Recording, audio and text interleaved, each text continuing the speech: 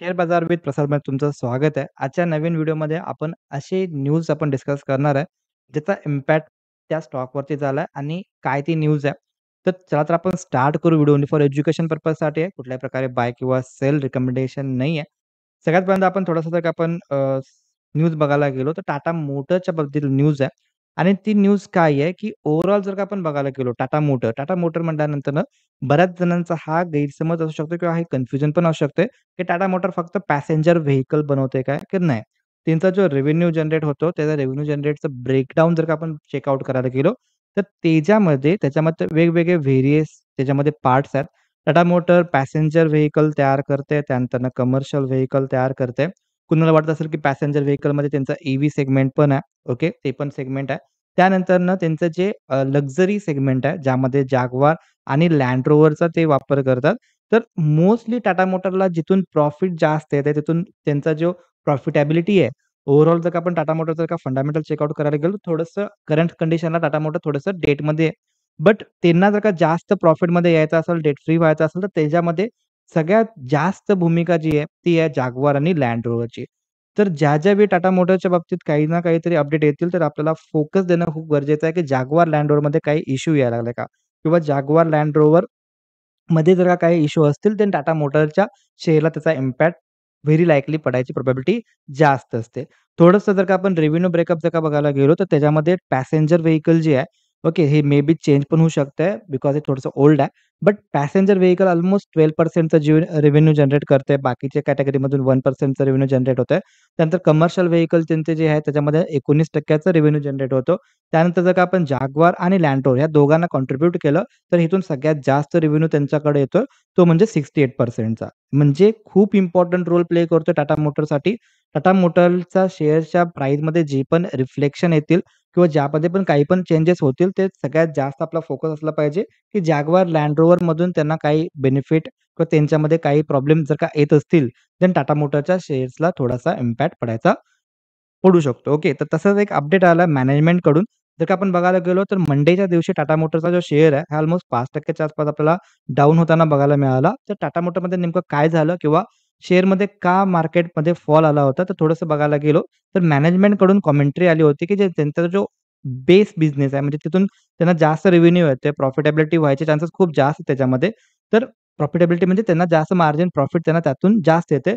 ते म्हणजे jaguar Land Roverचा business. आता हा बिझनेसमध्ये ह्याच्यामध्ये काय व्हायलं तर मार्जिन ह्यांचं कमी होऊ शकतंय अपकमिंग फायनान्शियल इयर 26 ला.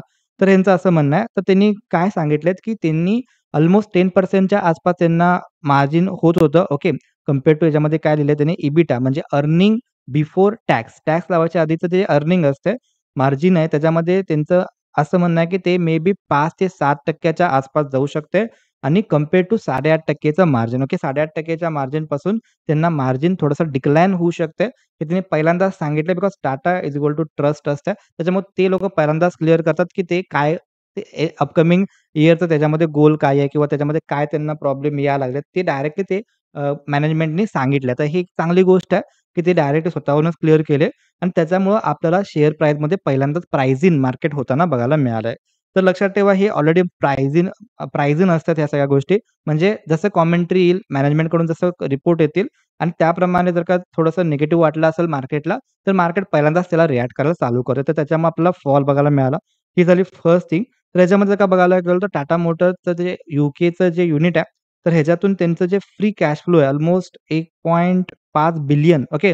तर एवढं त्यांचं काय आहे, की almost in the previous financial year आणि हे जे नंबर आहे, हे अल्मोस्ट 0च्या आसपास येऊ शकतोय करंट फायनान्शियल इयरमध्ये. तर त्यांचा फ्री कॅश फ्लोमध्ये थोडासा प्रॉब्लेम येऊ शकतो. बिकॉज त्यांचं असं म्हणणं आहे, याच्यामध्ये जर आपण बघायला गेलो, तर फायनान्शियल इयर 25चं contribute Jaguar Land Rover total almost 71% contribute करतंय आणि त्यांचा जो प्रॉफिटॅबिलिटी आहे अल्मोस्ट त्याच्यामध्ये रेव्हेन्यू आणि प्रॉफिटॅबिलिटी अल्मोस्ट 80% च्या आसपास आहे. ओके. तर average revenue per unit almost 70,000 बिलियनच्या आसपास जायला लागलाय. तर त्यांचं जे युनिट आहे म्हणजे प्रत्येक ते युनिट आहे त्याच्यामध्ये त्यांचं जे इयर ऑन बेसिसवरती ते त्यांचा जे मार्जिन प्रॉफिटॅबिलिटीमध्ये त्यांचा जो रेव्हेन्यूमध्ये मार्जिन जे डिक्लाइन होणार आहे, त्यामुळे ह्याच्यामध्ये इश्यू यायला लागला. त्यांचं त्याच्यामध्ये असं म्हणणं आहे, की जर का आपण ह्याच्यामध्ये की पॉइंट्स बघायला गेलो तर टाटा मोटरचा शेअर का पडला? बिकॉज त्याच्यामध्ये जाग्वार आणि Land Roverचं ह्याचं जे आउटलुक आहे, ह्याच्या आउटलुकमध्ये त्यांना थोडासा प्रॉब्लेम यायला लागलात. सगळ्यांनाच माहिती आहे, की ट्रम्प तात्या टॅरिफ पे टॅरिफ पे टॅरिफ पे टॅरिफ चालू आहे त्यांचं. ओके टॅरिफचं. तर त्याच्यामुळे थोडंसं ग्लोबलमध्ये अनसर्टनिटी आहे. मार्केट पण आपण बघायला गेलो तर थोडंसं साइडवे मार्केट बिहेवियर करायला लागलंय. बिकॉज ओव्हरऑल जाग्वार लँडवर ह्या ज्या अल्ट्रा लक्झरी ज्या गाड्या आहेत, ओके. तर ह्यांचा जे रेव्हेन्यू आहे सॉरी, ह्यांचा जे रेव्हेन्यू आहे, हा यूएसमध्ये होत असतोय, त्यानंतर यूकेमध्ये, बाहेरच्या चायनीजमध्ये पण होतोय.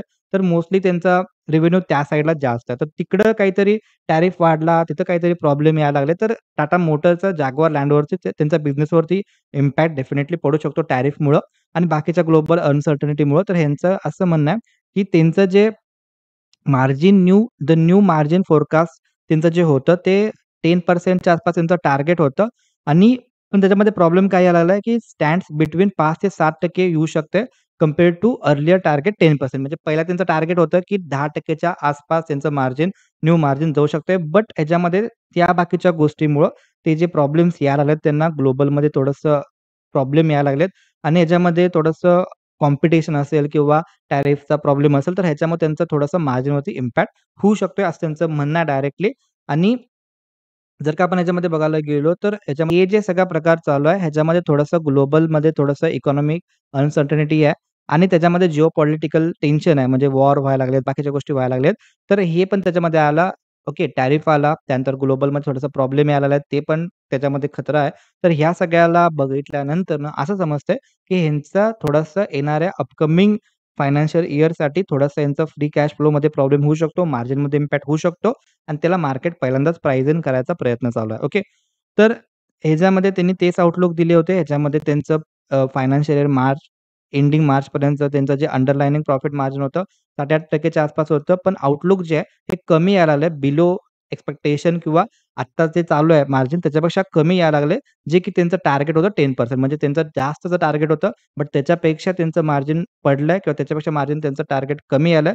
तोच त्यांना प्रॉब्लेम यायला लागला रिव्हेन्यूमध्ये. रिव्हेन्यू जर का कमी झाला, देन प्रॉफिट पण कमी होऊ शकतोय आणि त्याचा इम्पॅक्ट ओव्हरऑल त्यांच्या कॅश फ्लोवरती पडू शकतो. तर कुठल्या पण बिझनेससाठी फ्री कॅश फ्लो खूप इम्पोर्टंट असते आणि फ्री कॅश फ्लो त्यांचं मे बी ह्याच्यामध्ये काय होतं expected near to 0 free cash flow होऊ शकते बिकॉज ते ग्लोबल अनसर्टनिटी आणि बाकीचं थोडंसं ग्लोबलमध्ये जे टॅरिफ्स आणि बाकीच्या गोष्टी चालू आहेत, तर त्याच्यामुळं ह्याच्यामध्ये इम्पॅक्ट होऊ शकतो आणि त्याचमुळं आपल्याला शेअरची प्राईस जी आहे, ही थोडीशी आपल्याला डाऊनमध्ये येताना बघायला मिळाली होती. तर ओव्हरऑल न्यूज तर ही होती आणि जर का तुम्हाला इम्पोर्टंट अपडेट जर का आवडला असेल, तर डेफिनेटली लाईक करायला विसरू नका. असेच नवीन-नवीन अपडेटसाठी. भेटू आपण नेक्स्ट व्हिडिओमध्ये. तोपर्यंत जय हिंद, जय महाराष्ट्र.